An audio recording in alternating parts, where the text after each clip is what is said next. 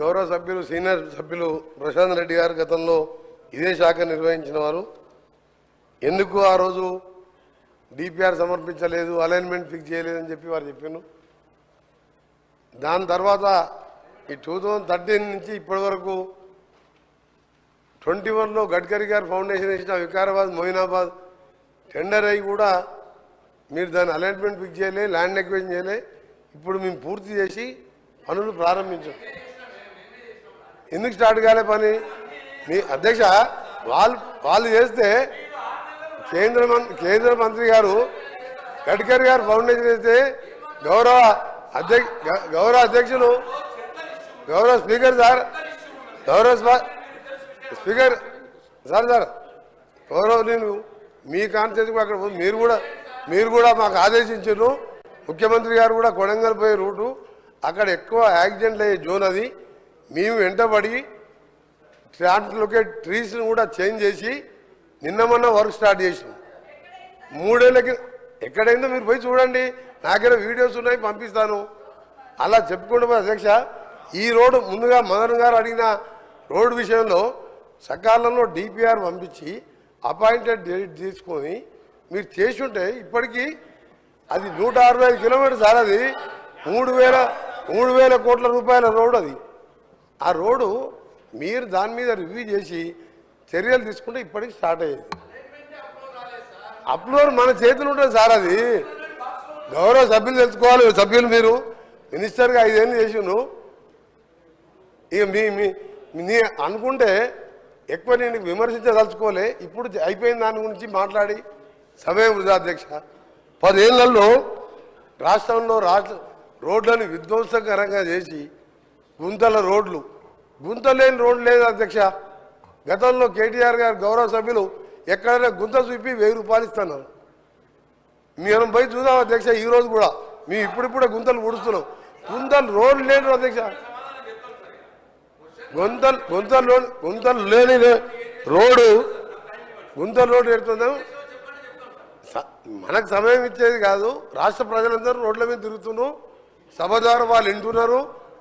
రోడ్ల పరిస్థితి ఏందో, పంచాయతీరాజ్ గారు రోడ్ల పరిస్థితి ఏ విధంగా ఉంది, మా రోడ్లు ఏముంది, అవన్నీ కూడా మేము ఒక ప్రణాళికాబద్ధంగా క్యాబినెట్లో పెట్టి హ్యామ్ రోడ్డు ద్వారా కొన్ని రాష్ట్ర ఫండ్స్తో ఏ విధంగా మట్టి రోడ్డు లేకుండా చేయాలని చాలా ఫాస్ట్ ట్రాక్లో వర్క్ చేస్తున్నాం. అందులో మీకు కొన్ని విషయాలు చెప్పాలి అధ్యక్ష. మొన్న కూడా ఉదాహరణకు చెప్తున్నా. రెండవది ఎందుకంటే మీరు మధ్యలో పాత ఆన్సర్ చెప్పడం జరిగింది. మీ మాజీ మంత్రి గారు ప్రశాంత్ రెడ్డి గారు సార్ రోడ్లు అనేది చాలా ముఖ్యం సార్. మంచి ప్రాణాలు పోతే భగవంతుడు కూడా తీసుకురాలేడు. డబ్బులు పోతే సంపాదించుకోవచ్చు, ఏది పోయినా చేసుకోవచ్చు. వీళ్ళు ఏం చేసింది అధ్యక్ష? రెన్యువల్స్ 5 ఇయర్స్గా నేను కూడా పార్లమెంట్ సభ్యునిగా సిద్దిపేట వరకు నాకు ఉన్నది. సిద్దిపేట జిల్లాలో కూడా 4 మండలాలు ఉన్నాయి. ఆయన ఒక కాన్ఫరెన్స్లో ఉన్న రోడ్డు ఎక్కడ పోయినా గుంతలు రోడ్డు లేదు అధ్యక్ష. 5 ఏళ్లలో విధ్వంసం చేసి ఈరోజు ఆ బాధ్యత మేము తీసుకొని ఒకవైపు కేంద్ర ప్రభుత్వం దగ్గర ఎప్పటికప్పుడు చేస్తూ ఎంతెందుకు అధ్యక్ష, హైదరాబాద్ సెంటర్లో ఉప్పల్ నుంచి గట్కేసర్ పోయి అరే మీకు మీరు చెప్పే నిజాలంటే ప్రజలు ఎక్కడ మిమ్మల్ని అర్థం చేసుకుంటారు అని మీరు ఉప్పల్ నుంచి అక్క 6.5 ఎకరాల 6.5 కిలోమీటర్ ఫ్లైఓవర్ అధ్యక్ష. 6.5 ఏళ్ళు అయింది. 6.5 ఏళ్ళు అయింది అధ్యక్ష. సేమ్ మొన్న కూడా 6.5 సంవత్సరాలు. ఎగ్జాంపుల్ చెప్తున్నా. మధ్యలో గతంలో గౌరవ సభ్యులు ప్రశాంత్ రెడ్డి గారు లేచింది కాబట్టి పాదయ్య చెప్పవలసి వచ్చింది. నేను ఆయన గౌరవ సభ్యులు ఫ్లైఓవర్ అధ్యక్ష 7 కిలోమీటర్ల అధ్యక్ష 7 కిలోమీటర్ల ఫ్లైఓవర్లో పిల్లర్స్ వేసి పెట్టిన ఒక స్లాబ్ వేయలే. ఆ కాంట్రాక్టర్ చర్యలు తీసుకోకుండా ఈరోజు కాంట్రాక్టర్ నొప్పించి నేను దాన్ని మనం స్టార్ట్ చేయించిన. హైదరాబాద్ విజయవాడ రోడ్డు జాతీయ రహదారిగా 6 లేన్ చేసేది ఉండే. మీకేమైనా రోడ్ల మీద ఐడియా ఉందా? ఎంతసేపు పైసలు వచ్చాయి కాళేశ్వరం తప్ప మీకు రోడ్ల మీద మీకేమో తెలుసా? కాళేశ్వరం మిషన్ భగీరథ ఒక్క రోడ్ వేసినావా? ఒక్కసారి సార్ చాలా ఇంపార్టెంట్ సార్. మీరు గౌరవనీయులు మాజీ ముఖ్యమంత్రి గారు పోయే అధ్యక్ష ఎంత బాధ అనిపిస్తా అంటే ఫామ్ హౌస్ పోతానికి 6 రూట్లలో 700 కోట్లతో ఎక్స్ప్రెస్ హైవేలు వేసుకున్న అధ్యక్ష. ఆర్ఎండ్బి మినిస్టర్ గారు నా భువనగిరి పార్లమెంట్ పక్కకు వస్తుంది. 6 రూట్లలో ఎక్స్ప్రెస్ హైవేలు రాష్ట్రం మొత్తం వదిలిపెట్టింది. ఫామ్ హౌస్ కే 700 కోట్ల రోడ్ వేసాను. అందుకనే గౌరవ సభ్యులు మన హరీష్ బాబు గారు చెప్పిన విషయంలో కూడా తప్పకుండా రాజీవ్ రహదారిని దాని మీద మొన్ననే గౌరవ ముఖ్యమంత్రి గారు నేను ఇప్పుడు మా మదన్ చెప్పిన రోడ్డు కానివ్వండి, శ్రీశైలం పోవడానికి కల్వకుర్తికి వెళ్ళి శ్రీశైలం వరకు 62 కిలోమీటర్ల ఎలివేటెడ్ కారిడార్ కూడా ఇన్ ప్రిన్సిపల్ అప్రూవ్ చేయించి డిపిఆర్కి ఆర్డర్ ఇవ్వడం జరిగింది. అది అమరాబాద్ టైగర్ ఫారెస్ట్ మీదుగా ప్రకాశం ఆంధ్రాకు పోవాలంటే 60 కిలోమీటర్లు తక్కువైతుంది. అది రిజర్వ్ ఫారెస్ట్ కాబట్టి ల్యాండ్ ఫారెస్ట్ వాళ్ళు ఇయ్యరని చెప్పి ఫ్లైఓవర్ కడుతున్నాం. దాన్ని కూడా ఇన్ ప్రిన్సిపల్గా ఒప్పించాం. దాంతోపాటు ఈరోజు విజయవాడకు కూడా మార్చి వరకు దాని డిపిఆర్ టెండర్ పిలిచినాం. 6 లేన్గా చేస్తున్నాం. అలాగే గౌరవ సభ్యులు చెప్పిన హరీష్ బాబు గారు చెప్పిన రామగూడెం రోడ్డు కూడా నేషనల్ టేక్ ఓవర్ చేయండి. 2035 వరకు ఉన్న అది టర్నింగ్స్తో రోడ్డు కూడా సేఫ్టీ లేదు. దాన్ని కూడా నేషనల్ హైవే తీసుకోవాలని ప్రయత్నం చేస్తున్నాం. తప్పకుండా రాష్ట్రంలో ఒకటే అధ్యక్ష మా టార్గెట్ అన్ని ప్రాజెక్టుతో ప్రతి విలేజ్ నుంచి మండల కేంద్రానికి సింగిల్ బీటీ రోడ్, మండల కేంద్రానికి వెళ్ళి district head quarter double 2 lane road. వీళ్ళు 10 ఏళ్ళ చేసింది ఏమీ లేదు అధ్యక్ష. చేసిన 99% అట్లా చెప్పడానికి కూడా కొంచెం అధ్యక్ష వీళ్ళని 1 నిమిషం అధ్యక్ష 99% అయిపోతే మాకు పనే లేదు అధ్యక్ష. ఇప్పుడు మీకేం పడింది?